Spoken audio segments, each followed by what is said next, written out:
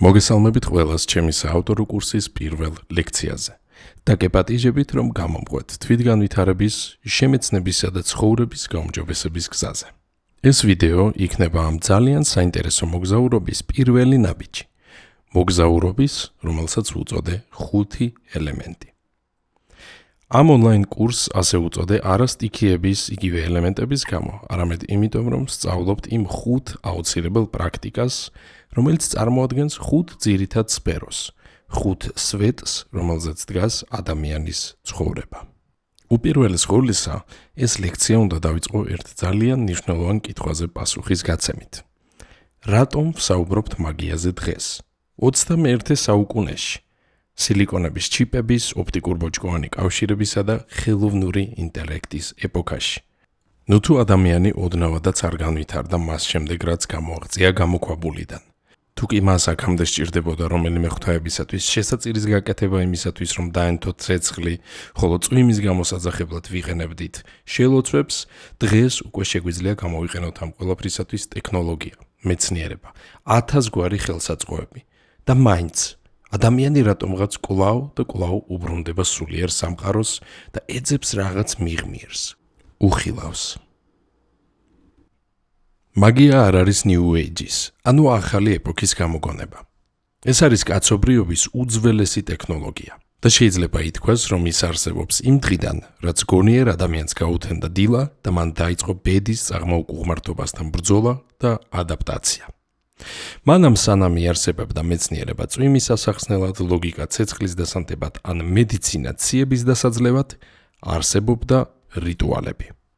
კაცობრიობის გარიჟრაჟიდანვე, ლასკოს მღვიმის პრიმიტიული მოხატულობიდან დაწყებული და ეგვიპტის ფარაონების დახვეწილი სამარხებით დამთავრებული, ადამიანი ყოველთვის ცდილობდა ყოფილიყო საკუთარი რეალობის თანაშემოქმედი. რატომ თანაშემოქმედი? იმიტომ, რომ პირველ ნაწილს აკონტროლებდა გარემო. ის, რასაც ჩვენ ვუწოდებთ ბედისწერას. ხოლო მეორე ნაწილი, რომელიც მოიაზრებდა გარემოსაგან მოწოდებული გამოწვევების ან სიხარულის გამკლავებას, ადამიანის ხელში იყო. ჩვენი წინაპრებისათვის სამყარო არ იყო უბრალოდ მკვდარი მატერია. მათ იცოდნენ, რომ სამყარო ენერგიისა და განზრახვების დიდი ქსელია. სწორედ აქედან გამომდინარე, მათ შეიმუშავეს ათასობით რიტუალი და პრაქტიკა. და დღეს, როდესაც ჩვენ მივსდევთ მათ პრაქტიკებს, ანუ ვართ პრაქტიკოსები, ნიშნავს იმას, რომ შევწყვიტოთ ცხოვრების პასიურად დაკვირვება და გავხდეთ საკუთარი რეალობის შემოქმედი. და მაინც, ამ ყველაფრის შემდგომ, რატო არის ადამიანი კვლავ დაინტერესებული მაგიით, ეზოთერიკით, მისტიციზმითა და ოკულტიზმით 21 საუკუნეში? ამ სამყაროში დაბადებული ადამიანი, რომელმაც პირველად გააცნობიერა საკუთარი თავი და რეალობა, იქცა ეულ არსებად. ეულად, რადგან ის არ გავდა არც ერთ სხვა არსებას დედამიწაზე, ყველასაგან გამოირჩეოდა და ერთ-ერთი რაც მას გამოარჩეოდა ასე ძალიან იყო ბევრი შეკითხვები. იყო ცნობის მოყარეობა, პასუხგაუცემელი საიდუმლოებები და მისტერიები, რომელიც მას იზიდავდა. მიუხედავად იმისა, რომ მეცნიერება გვაძლევს პასუხს სამყაროს მექანიკურ მხარეზე, იმაზე თუ როგორ არის ყველაფერი მოწყობილი, როგორ მოძრაობს ეს ყველაფერი, როგორ მოქმედებს სხვადასხვა შაბლონები, სხვადასხვა ფიზიკური პროცესები და მოვლენები, თუმცა მეცნიერება ვერ სცემს პასუხს სხვა რაღაცებს, ვერ სცემს პასუხებს დაკავშირებულს სულთან, არსებობასთან და აზრთან. ტექნოლოგია და ხელსაწყოები ჩვენ გვაძლევენ ძალაუფლებას მატერიაზე, გვაძლევენ მასზე ზეგავლენის მოხდენის საშუალებას. მათი მეშვეობით ჩვენ შეგვიძლია ვაკონტროლოთ სხვადასხვა ფენომენები და მოვლენები, მაგრამ ამ ხელსაწყოების მეშვეობით ჩვენ ვერ შევეხებით ადამიანის სულს და ადამიანის ფსიქიკას. სწორედ ამიტომ ჩვენ დაგვჭირდა მაგია. მაგია, რომელიც იქნებოდა ინსტრუმენტი და ტექნოლოგია საკუთარი თავის და უხილავი, შინაგანი რეალობის მართვისათვის.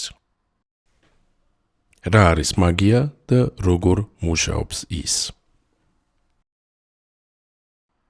ამ სიტყვის გარშემო ძალიან ბევრი მითი არსებობს, რომლებიც მოგვცა და რომელიც შეთხზა ჰოლივუდმა და აგრეთვე ძალიან ბევრმა თაღლითმა. ამიტომ მოდით განმარტოთ ის ყოველგვარი ფანტასტიკისა და ფოკუსების გარეშე. მაგია არის საკუთარი ნების შესაბამისად სამყაროში ცვლილებების გამოწვევის ხელოვნება და მეცნიერება. მეორენაირად შეიძლება ითქვას, რომ მაგია არის სურვილების ხორცშესხმის მეცნიერება და ხელოვნება. მარტივად რო ვთქვათ, მაგიაა, როდესაც თქვენ შეავსებთ ლატარეის ბილეთს და ღმერთს თხოვთ მომაგებინეო. მაგიაა, როდესაც ლოცულობთ და ხატს თხოვთ სურვილის ასრულებას. ისიც მაგიაა, როდესაც მედიტირებთ, აფირმაციებს იმეორებთ, ან დაფნის ფოთოლზე ხატავთ ფულის სიმბოლოს. ნებისმიერი სურვილის ასრულებაზე მუშაობისას თქვენ ხართ დაკავებული მაგიით. ნებისმიერი მცდელობა იმისა, რომ აბსტრაქტული იდეის სამყაროდან რაღაც გადმოიტანოთ მატერიალურ სამყაროში, არის მაგია. და ეს სიტყვა არ ნიშნავს რაღაცას, რაც არის აპრიორი ნეგატიური, უარყოფითი და ცუდი.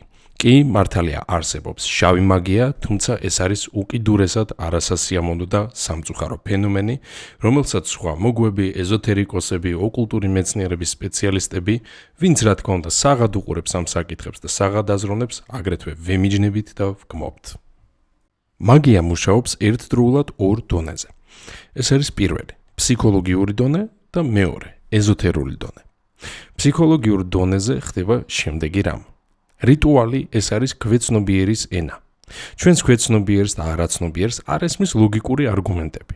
ის რეაგირებს სიმბოლოებზე, სურნელზე, ფერებსა და ფიზიკურ მოქმედებებზე.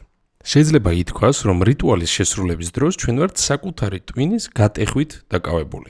მსგავსად იმისა, როგორც მაგალითად შეიძლება გვინდოდეს რაიმე კომპიუტერის სისტემაში ან პროგრამაში შეჭრა და მისი გატეხვა. იმისათვის, რომ ჩვენი ფოკუსი, იმპულსები, აღქმა და შინაგანი რესურსები, მათ შორის თავდაჯერებულობაც, მიზანს მოვარგოთ, დავამთხვიოთ, ასე ვთქვათ, ეს ორი ერთმანეთს და მივიღოთ სასურველი რეზულტატი. მოდით გავავლოთ პარალელი. ზემოთ ვახსენე, რომ ჩვენი ქვეცნობიერი და არაცნობიერი შეიძლება რეაგირებდეს მაგალითად სურნელზე. აი, რამდენჯერ ყოფილა თქვენს ცხოვრებაში მომენტი, როდესაც რაღაც ესეთი უცნაური სასიამოვნო სურნელი გეცათ. იგრძენთ და თითქოს სადღაც მოგონებებში გადაგისროლა.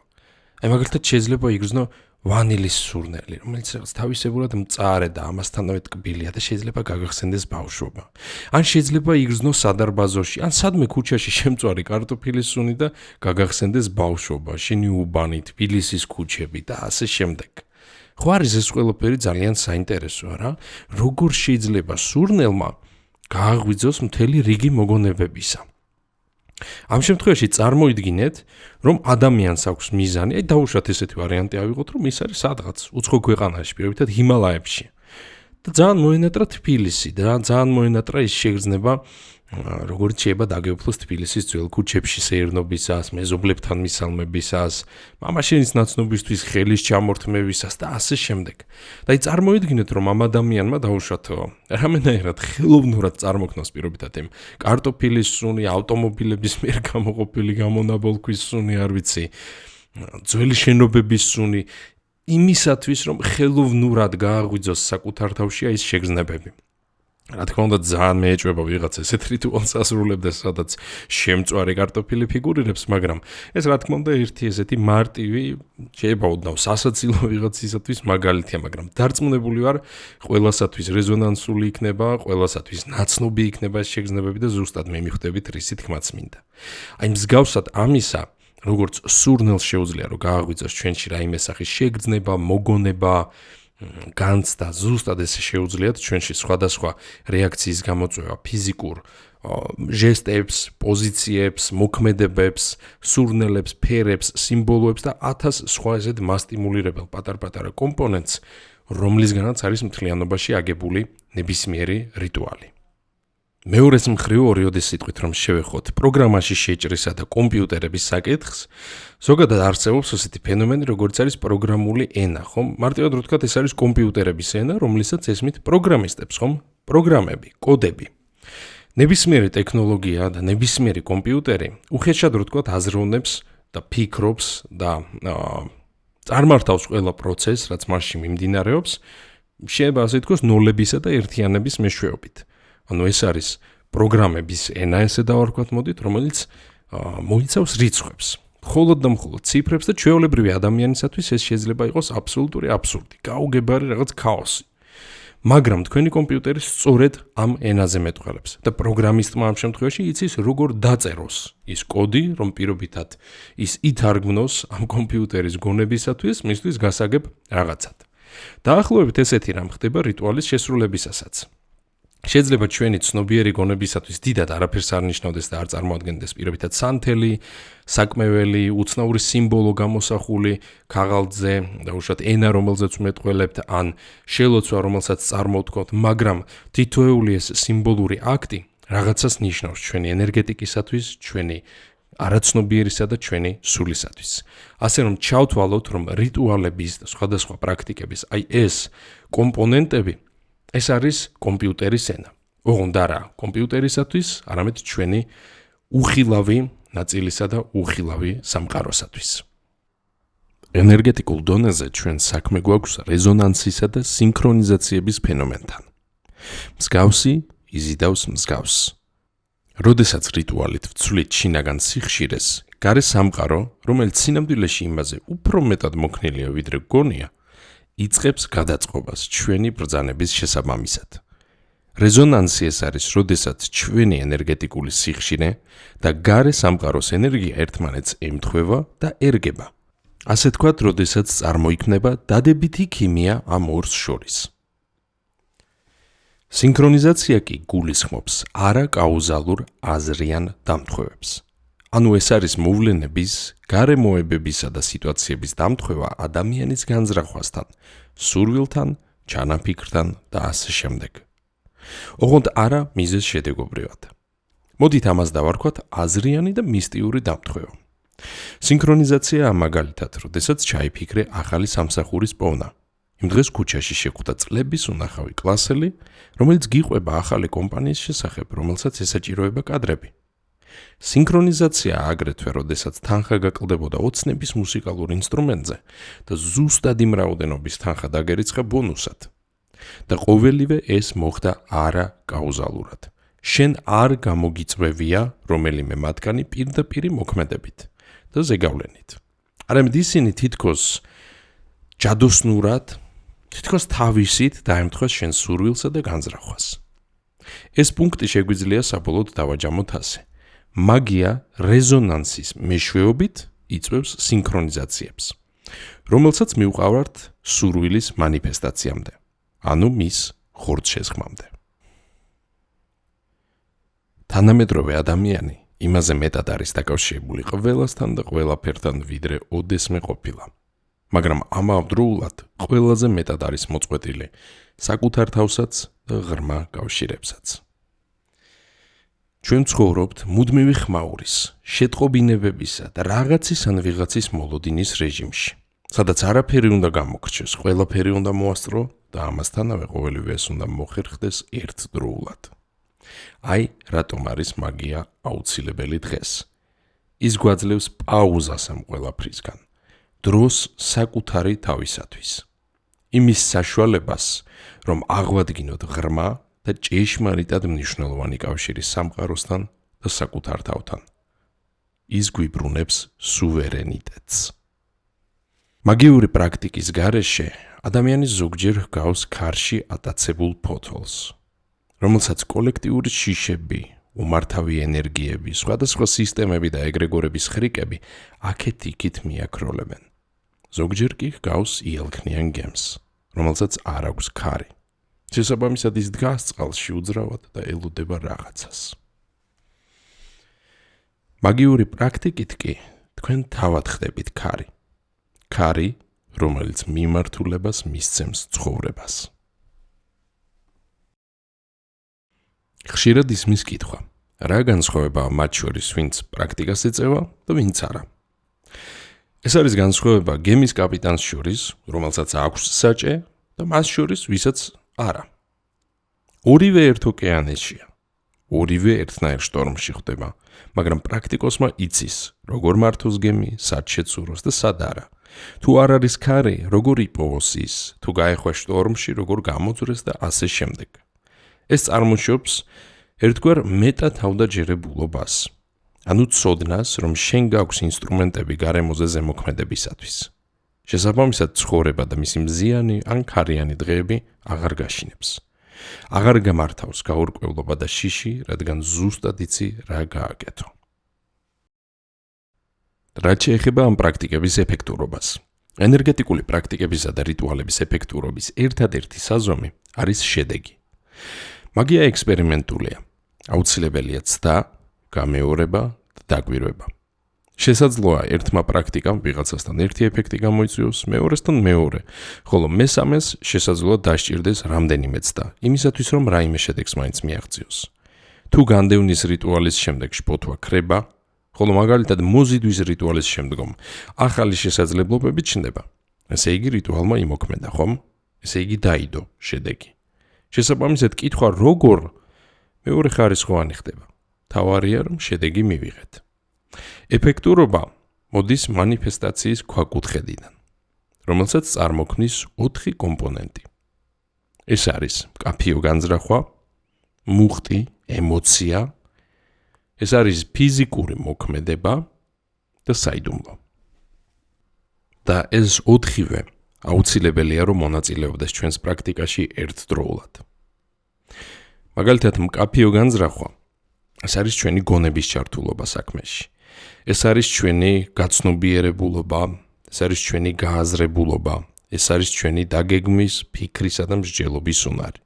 აუცილებელია ჩვენი განზრახვა იყოს მკაფიო და კონკრეტული, ანუ რომ ზუსტად ვიცოდეთ რა გვსურს, ჭეშმარიტად გვსურდეს ეს და რომ ეს განზრახვა, რომელიც გვაქვს, იყოს მკაფიოდ წარმოდგენილი და ფორმულირებული. მარტივად რო თქვათ, უნდა გესმოდეთ რა გინდათ და შეგეძლოთ ამის გადაცემა, ამის თქმა იმ ძალისათვის, რომელიც დაგეხმარებათ.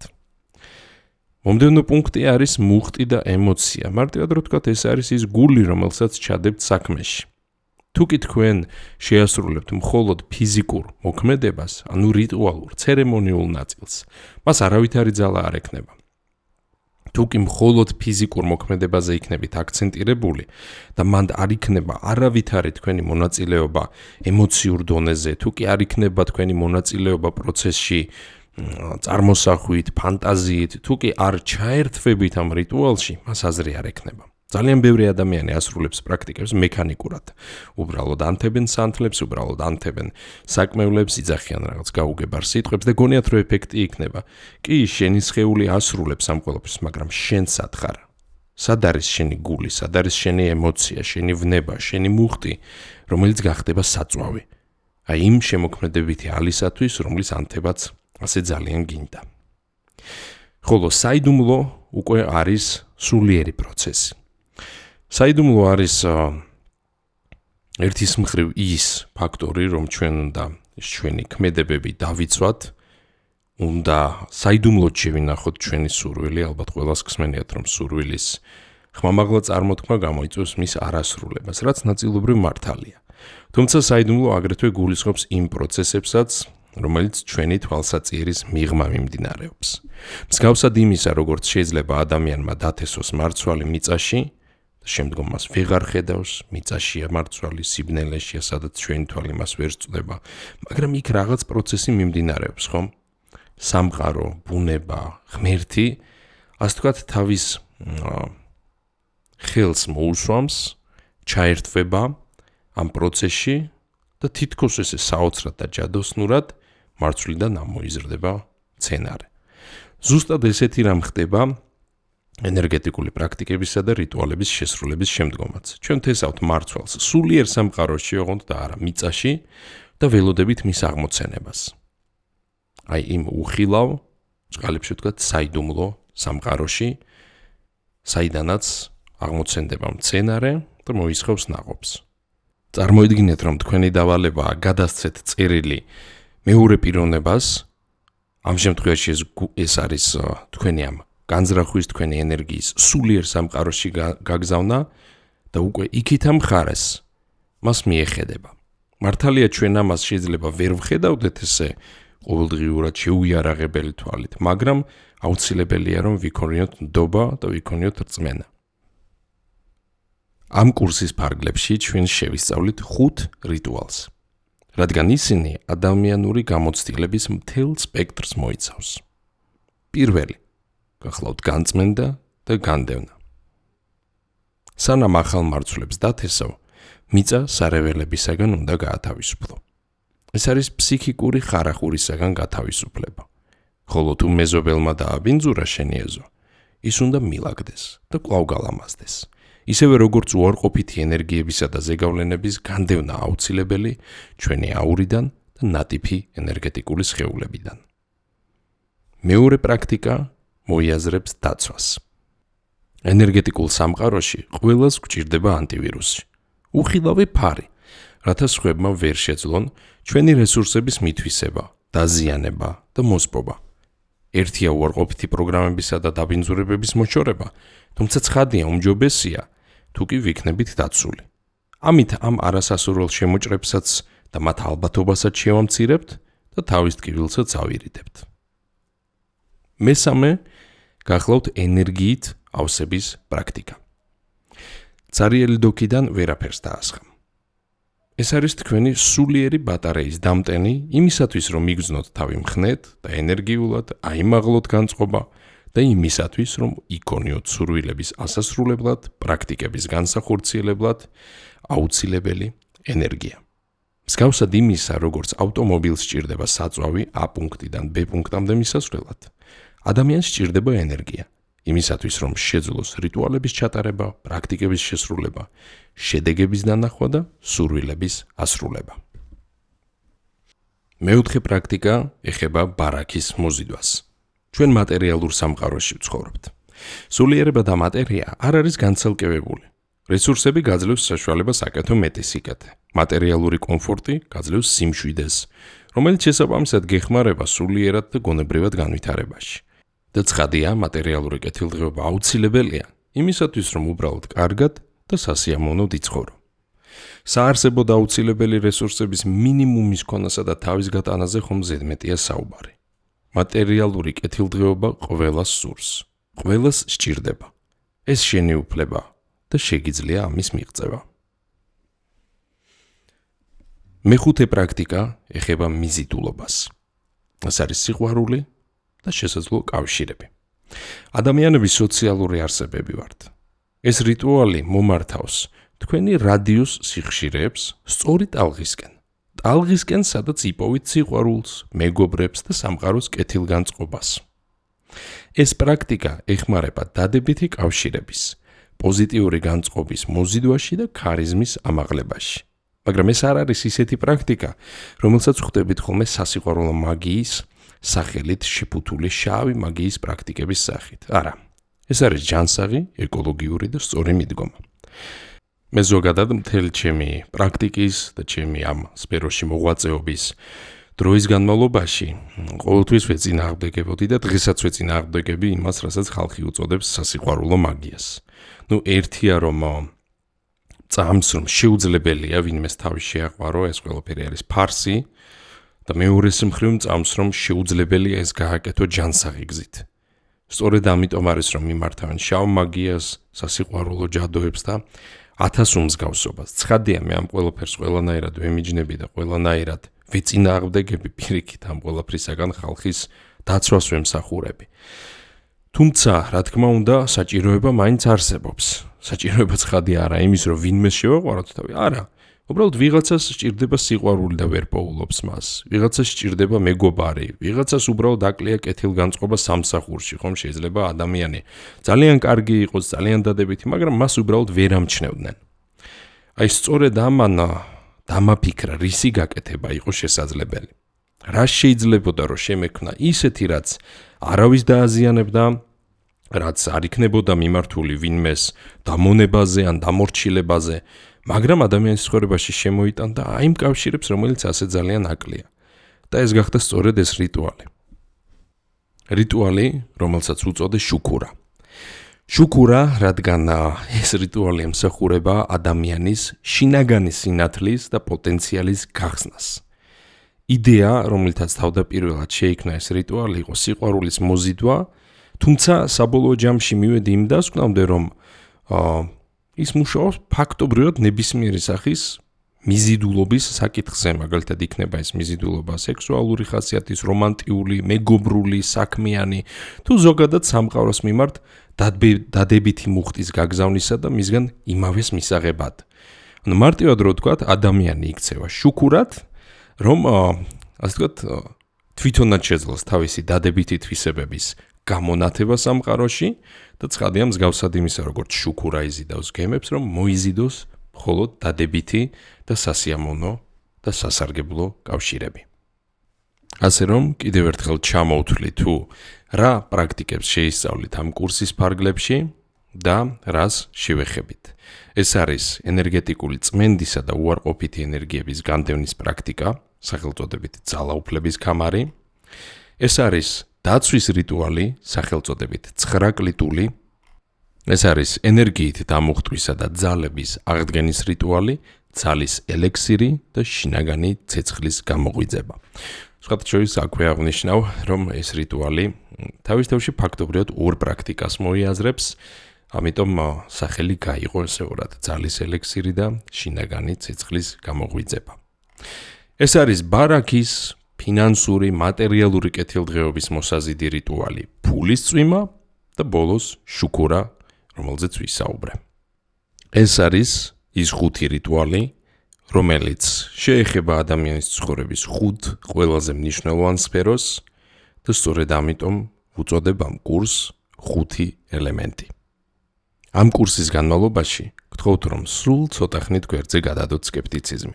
არა იმიტომ, რომ ვიყოთ გულუბრყვილოები ან რომ რამე დაგაჯეროთ, არა, არამედ იმიტომ, რომ რწმენა არის ინსტრუმენტი. სიმართლე ვთქვათ, თავადაც საკმაოდ სკეპტიკურად განწყობილი ადამიანი ვარ. მაგრამ სკეპტიციზმი არ უნდა იქცეს ურწმუნობად და ეჭვის ბუკეტად. ამიტომ გამოიყენეთ ეს რწმენა როგორც ინსტრუმენტი და არა როგორც ყველაფრის გადაფარვის ან რეალობისაგან გაქცევის საშუალება. მსგავსად ნებისმიერი სხვა ინსტრუმენტისა, მაგალითად ჩაქუჩისა, რწმენასაც აქვს გამოყენების წესები. ზედმეტი ძალით მოიქნევ, რაღაცას დაამტვრევ, ან იტკენ ხელს. დააკლებ ძალას, ან მიზანს ააცილებ, ან ვერაფერს გახდები.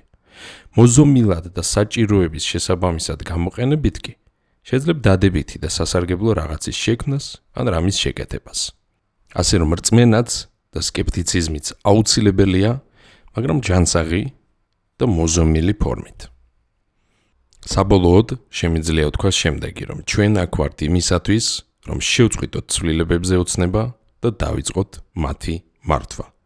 სწორედ ამას შეისწავლით კურსში 5 ელემენტი.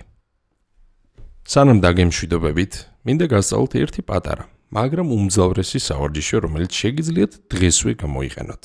ამას არ სჭირდება არც სანთლები, ან რთული მაგიური ცერემონიების შესრულება, ამის გაკეთებას შეძლებთ ახლავე.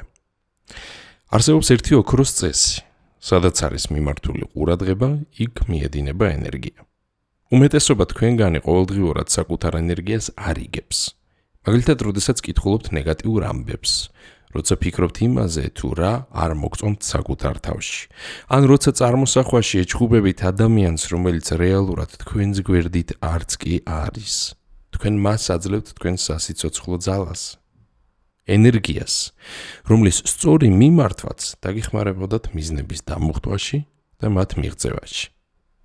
ალბათ ყველას გახსოვთ ხომ გადაცემა ფორტ ბოიარდი.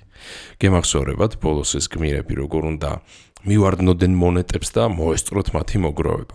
რაც უფრო მეტ მონეტას მოაგროვებდნენ, მით უფრო დიდი ქულა დაეწერებოდათ და შესაბამისად იზრდებოდა პრიზიც. ან თუ ვერ მოასწრებდნენ და ვერ ჩაეტევდნენ დროში, ჩაიკეტებოდნენ და თამაშს წააგებდნენ. აი მაგიაც თითქმის ასე მუშაობს.